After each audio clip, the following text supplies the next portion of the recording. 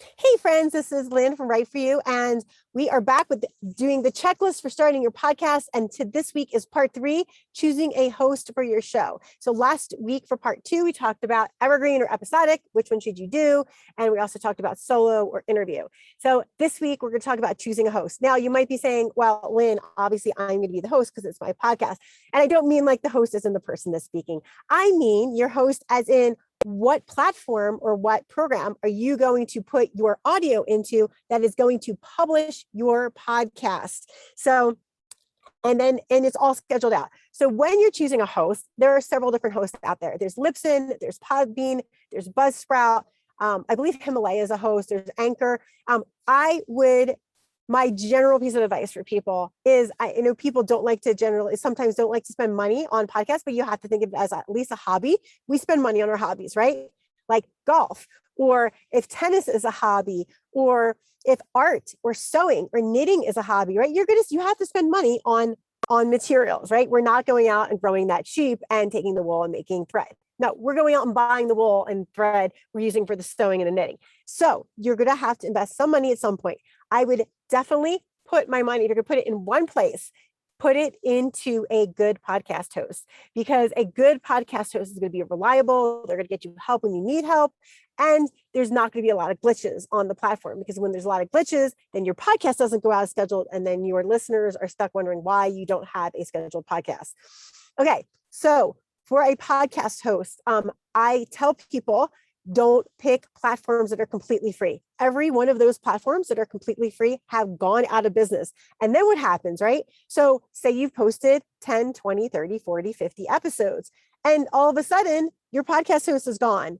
That means that those 50 episodes you spent all this time, money, and hours on are now gone.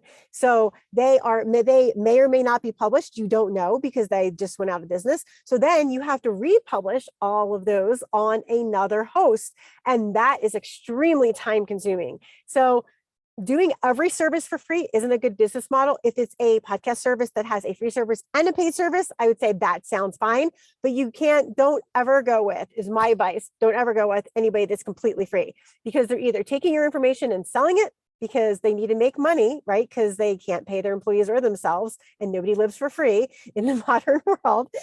They can't pay their employees or themselves if their all platform is free. So they're either have to sell your information, which you don't want to happen, or they're going to try. Sometimes there has been cases of free platforms taking people's information, and when you sign up for that free platform, you are actually giving them permission to use your copyrighted material as their own. So definitely avoid free platforms. Another platform you can use is called Blueberry. Blueberry and Libsyn, I believe, are the two podcast platforms that have been around the longest. I know Buzzsprout is a good one as well. Some people use Podetize. There's a few different really good platforms that you can use. And you can just Google them on Google. They're really easy to find. I myself use Libsyn, and there's a reason why I use Libsyn. I actually started using another platform and I didn't like it, so I came back to Libsyn. So Libsyn has really great customer support. So I can email them, leave them a message, and then they give me a reply within 24 hours most of the time, which is really great.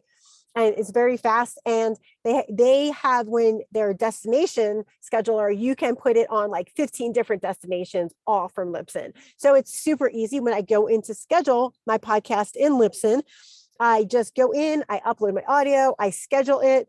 It goes to all the 15 locations. They also help you with applying to Pandora, because Pandora doesn't just take your podcast, you have to apply.